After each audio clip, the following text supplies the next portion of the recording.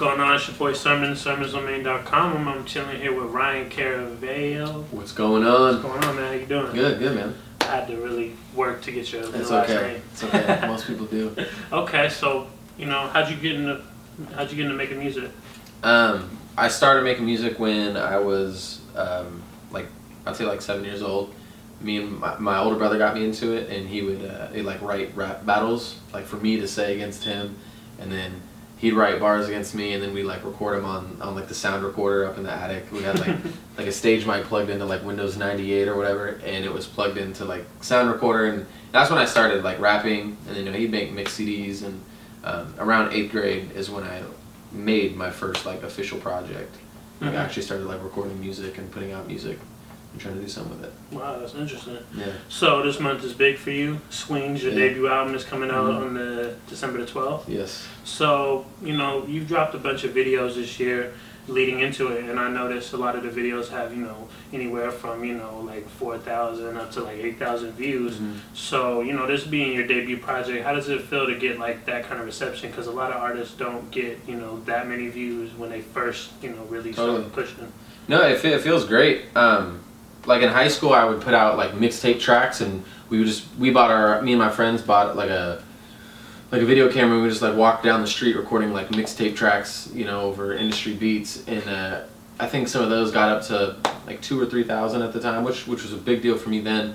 And but then I took them all down, and then I put these up, and it seems the way it's been going is every time I release a new video, it gets a little bit more reception, a couple more followers, more people paying attention. So yeah, it's a big month. I'm really excited. It feels great. Nice. Yeah. So Swings is the title. Swings is the title of the album. What's the meaning behind it?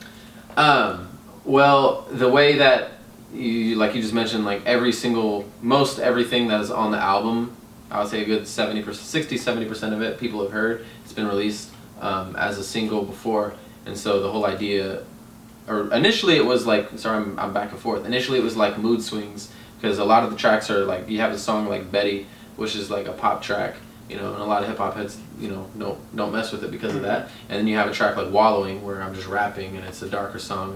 There's a lot more lyrical content, and so it's either really, really up and it's really, really down. There's not a whole lot of moderation, which was kind of what I was going through at the time of creating it. But then when I put them out and I put the videos out, everything was just kind of, it was a swing for the fences was the whole idea behind it. This song's gonna come out, we're gonna treat it like a project, we're gonna deliver it to the people like a project, and we're gonna see what it does, and then the next video is gonna come out. So the videos, Betty was recorded a year and a half ago. Same thing with Wallowing was recorded about that time ago. So we've been sitting on all of these for a really long time. Have some more stuff waiting to go for the people to. What made you do it like that? To have you said that 70% of the albums are getting heard. What made you want to do that? I just think that, including myself, a lot of people have ADD now, and it's just the way it is now. I mean, there's so much music, and especially as a new artist, I don't expect somebody who's never heard of me to sit there and have the attention span to listen through my whole catalog. You got to spark some interest. And I personally feel when somebody releases an album, as far as when people are talking about it, it lasts just about the same as a really good single. You know what I mean? As far as how long people will pay attention. So I wanted to stay consistent. It's another way to stay consistent, but it's all about swings, all about the same thing. Makes perfect sense. Yeah, absolutely. So the Northwest, has a lot of talent brewing. There's all kinds of diverse, sounds coming out of it. So I wanted to know, what does Ryan bring to Seattle that Seattle doesn't already have? It's a really good question. I've never been asked that. I feel like I'm interviewing for a job right now, and every time I start sweating when I get asked that in an interview for a job. I feel like what a lot of people haven't heard is. I feel like it's, I don't know how to put it, a lot of the lyrics are a lot more cinematic and a lot darker and really, really good storytelling, and that's what people have not heard on the album yet. Because, God Mode, Betty, Where the Sun Sets, to anybody who's heard those records would think I'm, more of a pop artist, or that's what I'm going for, which is, I'm really nervous for people to hear the album because of that. Because if people like me, and because that's what they think the album is going to be like, I'm really nervous because a lot of the album is really, really vulnerable, really dark, and saying a lot of stuff on there.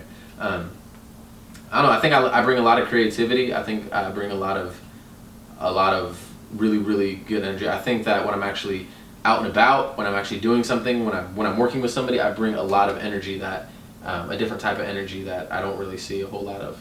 Mm-hmm. And I feel like it's kind of a high horse question to answer. I don't know. Like, why am I better than everybody? You know? Mm-hmm. So did you work with anybody on the album, like in certain features that we haven't heard yet, or? There's one feature on the album, and her name is Abby Gunderson. She's a singer. She's a folk singer. She's super dope. She sings the hook on a song called Feelings. And then as far as production goes, I have one track with Nima Schemes, which is super dope. It's called Theme Song. And then the majority of it was produced by either myself or Teal DeVille, who works about Undercast. Yeah, I know. But yeah, he's dope. We made a lot of good records together. I really want to keep making music with him. Uh-huh. Yeah, he's tight. So what was some of the inspiration behind creating the album? Well, I started, again, I was probably like, a lot of these tracks on there, some of the tracks on there have been like, I was writing when I was like 16 years old. So I mean, like a song like Betty, it's just, it's just a fun song, it's telling a story. Some of it's, about, I want to show you that. I wish I could play it. A lot of it's, whether it's, being in a really dark time, dealing with that, if, being close to doing a lot of bad things to yourself and overcoming that type of stuff. And I think a lot of the inspiration, again, it comes from either being, like I'm either really, really on a high, whether naturally or artificially, or really, really dark and low, and there's not, which is good, I think, because all the emotions are always real when you feel in that way. I never like coasting. I just have a hard time with everything just being all good. You know what I mean? I need to either be here or here. I need to be feeling something like truly genuine and real. Yeah, it works for music. Yeah, totally. Okay, what are some of your favorite local songs from artists? Favorite local songs. Of all time. Of all time. Yeah. Still Got Love. North by Northwest. I grew up on like Blue Scholars, Comedy Market, Boom Bap Project.